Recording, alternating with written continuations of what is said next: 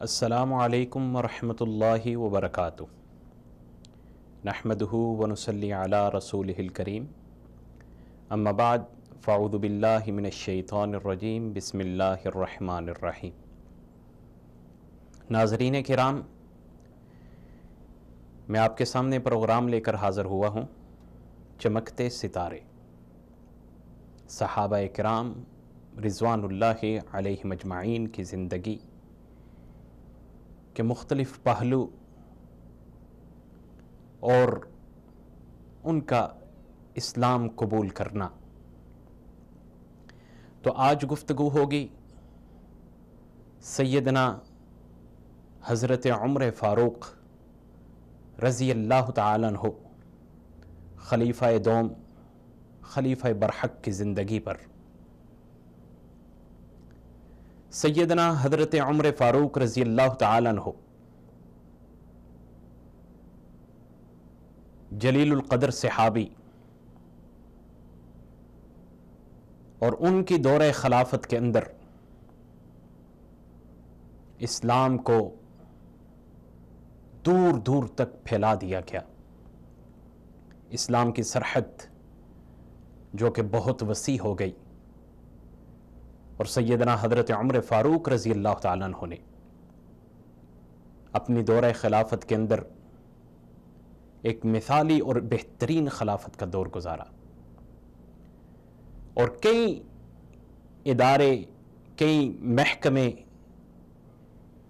کئی مجموعات، کئی مشروعات سیدنا حضرت عمر فاروق رضی اللہ تعالیٰ عنہ نے بنائی۔ سیدنا حضرت عمر فاروق رضی اللہ تعالیٰ عنہ عام الفیل سے 13 سال بعد مکہ مکرمہ کی سرزمین پر پیدا ہوئے۔ سیدنا حضرت عمر فاروق رضی اللہ تعالیٰ عنہ اونچے قد کے مالک تھے، گورا رنگ، اور ماشاء اللہ ایسی طاقت والے اور ایسے چست اور توانا تھے کہ مورخین لکھتے ہیں کہ دوڑتے گھوڑے پر اچک کر بیٹھ جایا کرتے تھے۔ اور سیدنا حضرت عمر فاروق رضی اللہ تعالیٰ عنہ اسلام سے پہلے بھی وہ دنگل میں کشتیاں لڑا کرتے تھے، اور ایسے طاقتور تھے کہ مورخین ذکر کرتے ہیں کہ ایک مرتبہ سیدنا حضرت عمر فاروق رضی اللہ تعالیٰ عنہ کو لوگوں نے گیلے چمڑے پر کھڑا کر دیا، ایک چمڑے کو گیلا کر کے اس پہ کھڑا کر دیا، اور حضرت عمر فاروق رضی اللہ تعالیٰ عنہ نے اس پہ پاؤں رکھے ہوئے تھے۔ کہا 7 لوگوں نے اسے کھینچا، چمڑا تو پھٹ گیا لیکن وہ چمڑے ان کے پاؤں سے نیچے سے ہل نہ سکا۔ وہ جلیل القدر صحابی جو خوبصورتی میں بھی بے مثال، طاقت میں بھی لاجواب، اور اسلام کا سپہ سالار بنا تو کفار کے در و دیوار ہلا دیے۔ کفار کو حضرت عمر رضی اللہ تعالیٰ عنہ کے اسلام قبول کرنے سے بہت زیادہ تکلیف پہنچی۔ حضرت عمر فاروق رضی اللہ تعالیٰ عنہ جب مسلمان ہوئے تو کفار کے اندر ایک سناٹا چھا گیا۔ یہ وہ عمر رضی اللہ تعالیٰ عنہ ہیں جن کے اسلام کے لیے اللہ کے نبی صلی اللہ علیہ وسلم نے دعائیں کی تھی۔ تو حضرت عمر رضی اللہ تعالیٰ عنہ سے ایک ساتھی پوچھتا ہے کہ عمر فاروق رضی اللہ تعالیٰ عنہ اسلام سے پہلے جب آپ کفر کی حالت میں تھے تو آپ سے پوچھا تھا کہ آپ کی سب سے بڑی آرزو کیا ہے؟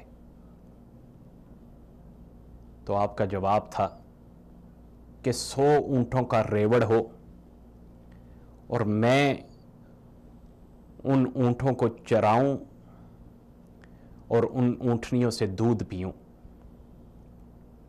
اور ان کی جو اون ہوتی ہے اس سے اپنے خیمے بناؤں اور آرام سے سکون سے زندگی بسر کروں. اور آج آپ مسلمانوں کے خلیفہ ہیں، خلیفۃ المؤمنین ہیں. آج تو آپ اس سے بھی زیادہ کچھ کر سکتے ہیں.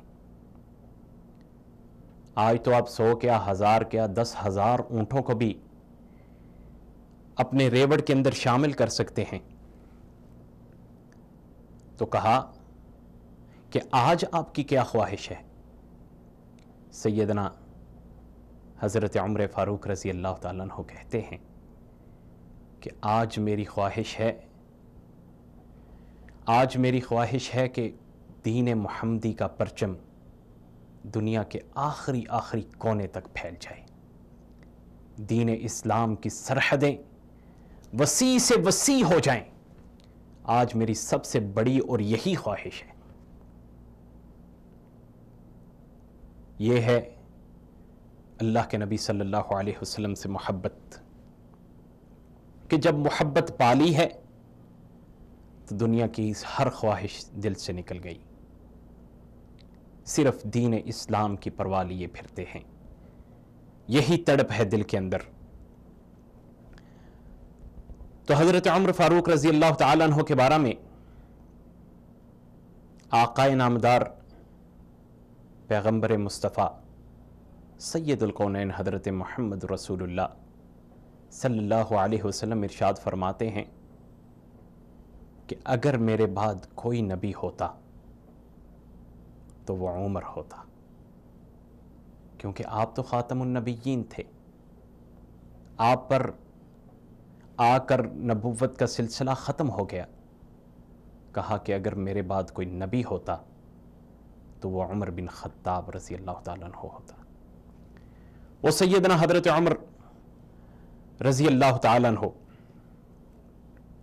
جن کے اسلام کا واقعہ کچھ لمبا ہے، تو سامعین کرام میں اپنے اگلے پروگرام میں اس واقعے پر بھی ایک تفصیل سے روشنی ڈالوں گا. وہ جلیل القدر صحابی جب دور خلافت تھا تو رات کو گلیوں کی گشت کیا کرتے تھے اور ان کے دور خلافت کے اندر مسلمان ایک بڑے ہی اچھے دور سے گزر رہے تھے. اور انہوں نے اتنی وسیع زمین ہونے کے باوجود، اتنا کامیاب ترین دور ہونے کے باوجود اپنی زندگی کو انتہائی سادہ بنا رکھا تھا. ایک دفعہ سیدنا حضرت عمر فاروق رضی اللہ تعالیٰ عنہ خطاب کر رہے تھے تو انہوں نے ایک کرتا پہنا ہوا تھا. تو مجمع میں سے کچھ لوگ کھڑے ہو گئے. کہا عمر، جو مال غنیمت ملا تھا اس سے یہ کرتا تو نہیں بن سکتا تھا، تو تم نے یہ کپڑا کہاں سے لیا؟ سیدنا حضرت عمر فاروق رضی اللہ تعالیٰ عنہ خاموش ہو گئے. اپنے بیٹے کو کھڑا کیا، اسے مخاطب کیا اور اسے بتایا کہ وضاحت کرو. تو آپ کے بیٹے عبداللہ بن عمر رضی اللہ تعالیٰ عنہ کھڑے ہوتے ہیں اور کہا کہ جب مال غنیمت تقسیم ہو رہا تھا، ایک کرتا مجھے ملا تھا، ایک کرتے کا کپڑا میرے باپ کو ملا تھا، اور میں نے اپنے حصے کا کپڑا آپ کی خدمت میں پیش کر دیا جس سے یہ کرتا بنا ہے. یہ تھے عدل کرنے والے، انصاف کرنے والے، اور ایسا سلسلہ، ایسا معاملہ کر کے گئے کہ دنیا کے لیے ایک بہترین مثال بن گیا.